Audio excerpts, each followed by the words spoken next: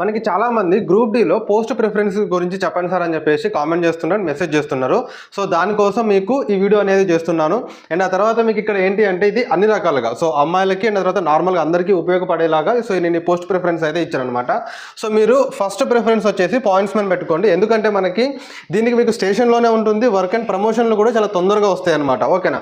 Next మీకు station master కానీ, so clerk కానీ, లేదు అంటే మీకు టీసీ కానీ ఆ లెవెల్కి మీరు ఈజీగా వెళ్ళిపోవచ్చు 3 years సర్వీస్ తర్వాత. సో అందుకనే మీరు ఫస్ట్ పాయింట్స్మెన్ పెట్టుకోండి. అండ్ తర్వాత అసిస్టెంట్ వర్క్ షాప్ మెకానికల్ పెట్టుకోండి. Next third assistant CNW make railway work shop పెట్టుకోండి.